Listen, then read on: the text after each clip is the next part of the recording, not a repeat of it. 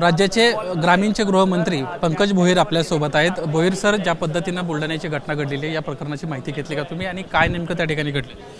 एक माजी सरपंच बुलढाणा जिल्ह्यातील लोणार तालुक्यातले यांचे हे साधारणतः 1 महिन्याआधी गायब होते आणि 2 दिवसाआधी त्यांचा मृतदेह त्या ठिकाणी आढळून आला।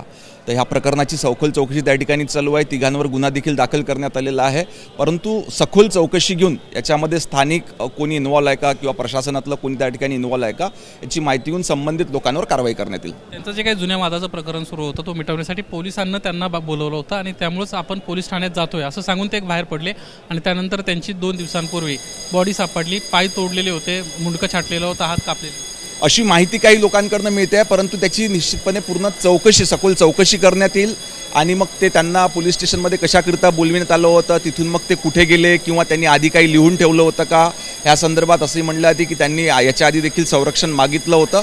तर ह्या सर्व बाबींची सखोल चौकशी करण्यात येईल आणि संबंधित जो कोणी गुन्हेगार असेल, जे कोणी ह्या कटामध्ये सामील असेल त्यांच्यावर कारवाई करण्यात येईल। जिल्हा पोलीस प्रमुखांशी तुमचं बोलणं झालं असेल, काय नेमकी त्यांना माहिती?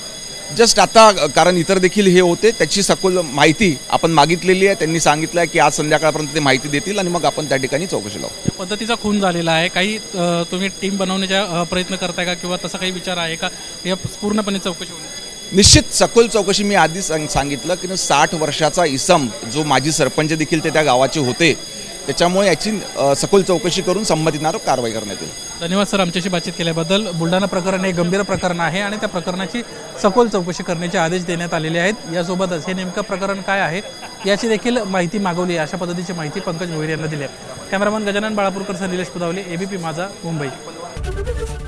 एबीपी माझा, उघडा डोळे बघा नीट।